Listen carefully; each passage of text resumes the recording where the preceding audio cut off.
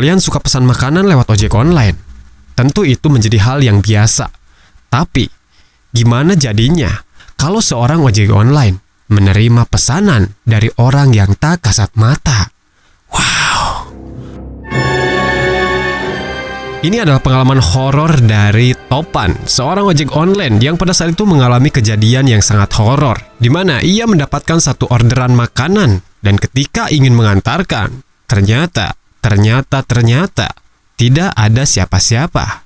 Pada saat itu cerita tentang orderan gaib, simpang siur ya guys. Topan pada saat itu tidak percaya karena dia belum pernah ngalamin secara nyata. Makanya ya ketika ada orang yang nyeritain hal-hal yang menurutnya tidak masuk akal, ya Topan hanya iya-iya aja gitu guys. Tapi Topan malah ngalamin kejadian tersebut. Jujur sih, selama Topan jadi ojol dari tahun 2017, belum pernah ngalamin hal-hal yang aneh. Tapi ketika di tahun 2019, Topan baru ngalamin kejadian yang horor. Topan biasanya narik dimulai dari jam 6 pagi hingga jam 12 malam. Pokoknya seharian Topan ini ngabisin waktu di jalan. Ketika itu tepatnya hari Sabtu atau malam Minggu, tepatnya jam 7 malam. Topan pada saat itu sedang istirahat dan duduk di sebuah warkop pinggir jalan. Kondisi pada saat itu ramai, banyak kendaraan. Karena ya memang pada saat itu malam minggu ya guys, banyak yang malam mingguan. Banyak teman-teman Topan yang satu profesi pun ada di sana. Mereka ngobrol kesana kesini. Ketika itu hujan mulai turun. Cuaca yang tadinya hangat pun kini berubah menjadi dingin.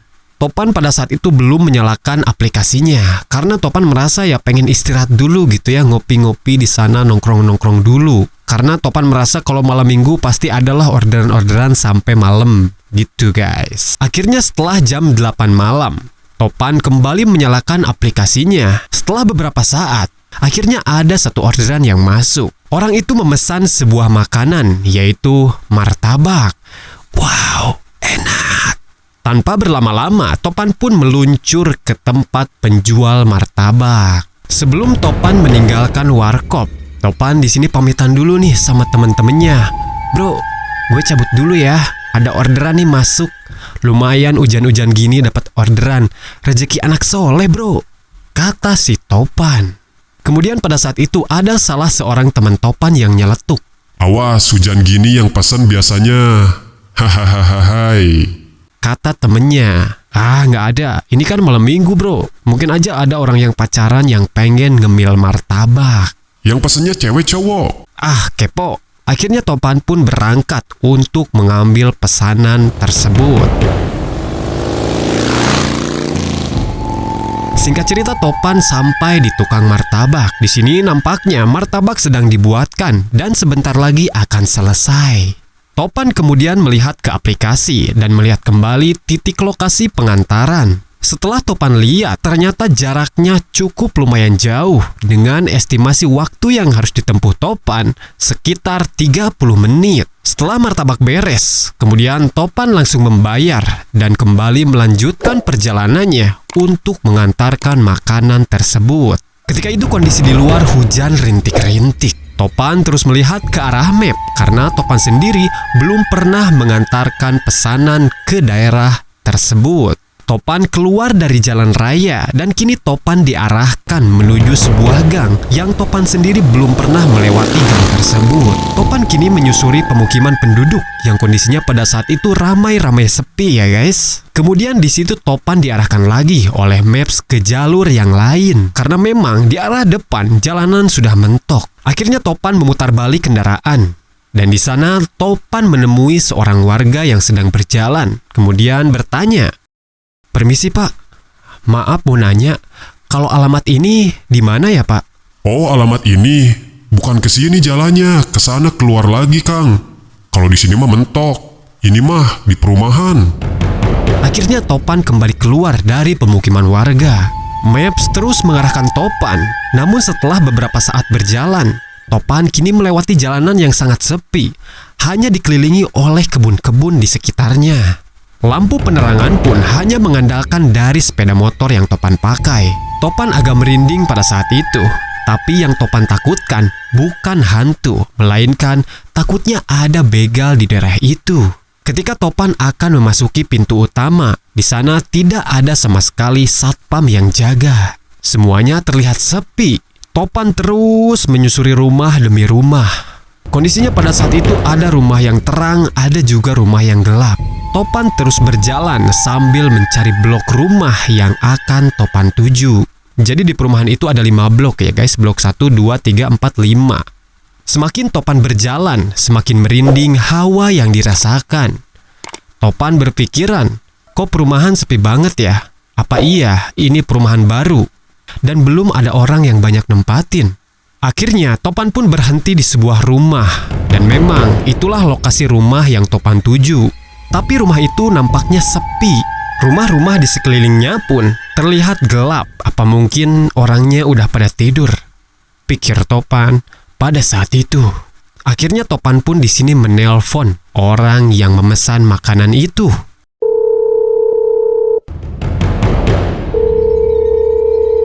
Karena orang itu tak kunjung memberi jawaban dan tak kunjung keluar, akhirnya Topan turun dari motor. Kemudian mendekati rumah itu. Topan kemudian mengetuk pintu rumahnya. Pesanan. Pesanan. Tapi tetap tidak ada jawaban sama sekali. Sambil Topan mengetuk-ngetuk pintu, Topan juga terus menghubungi orang yang memesan makanan tersebut. Setelah menunggu beberapa saat, tidak ada jawaban sama sekali. Akhirnya Topan kembali duduk ke motornya.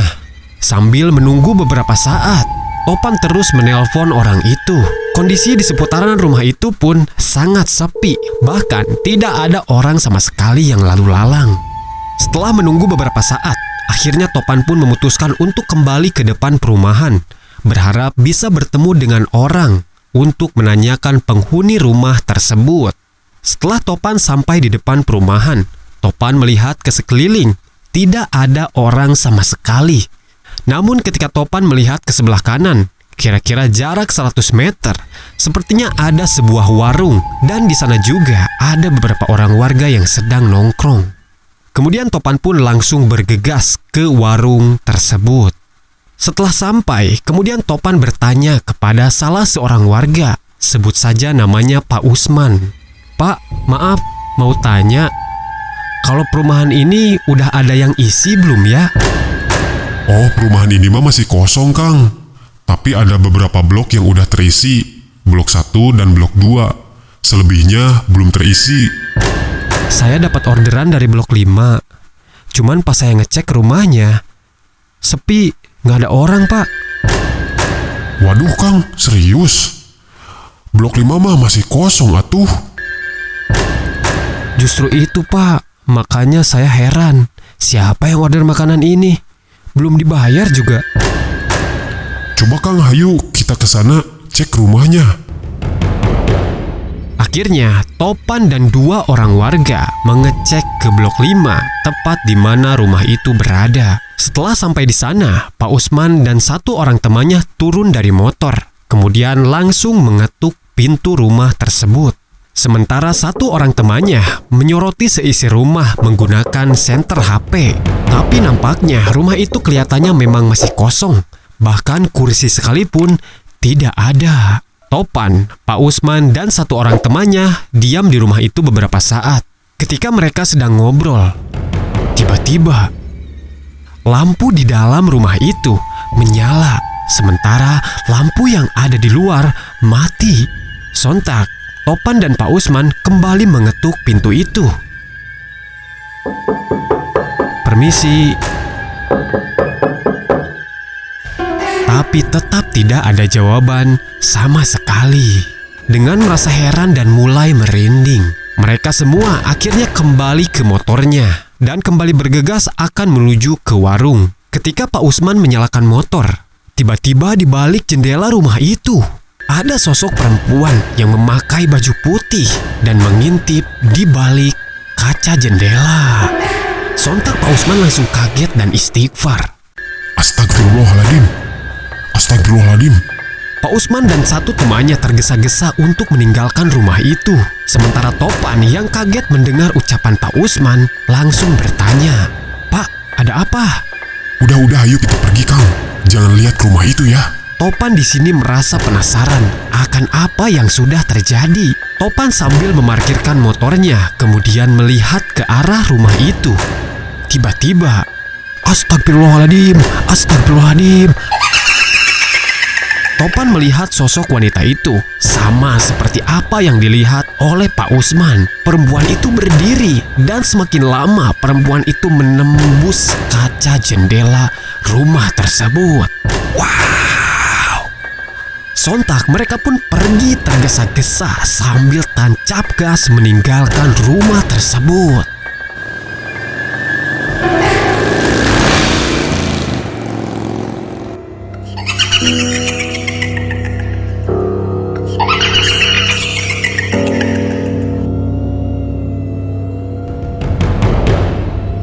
Setelah sampai di warung, kemudian mereka menghela napas.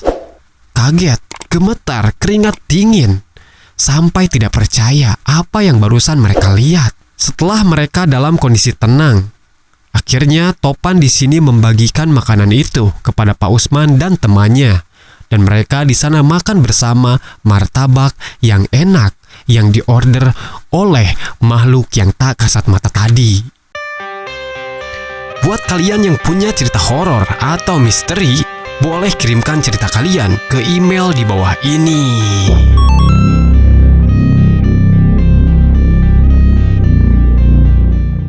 Astagfirullahaladzim. Udah, ayo kita pergi, Kang. Jangan lihat ke rumah itu ya. Itu dia guys, pengalaman horor Topan, seorang ojek online yang mengalami pengalaman horor ketika mengantarkan sebuah orderan ke salah satu perumahan. Semoga orderan-orderan Topan makin meningkat, makin jaya, makin sukses pokoknya ya. Dan tentunya Topan tidak mengalami hal-hal yang kayak gini lagi ya. Nanti kalau ngalamin kayak gini lagi, ya cerita lagi. Buat kalian yang punya pengalaman horor, boleh kirimkan cerita kalian ke email yang tadi ya guys. Semoga dengan adanya cerita kayak gini bisa membuat kita makin yakin akan keberadaan mereka. Dan tentunya semoga bisa membuat kita semakin yakin dan percaya akan kebesaran Sang Pencipta.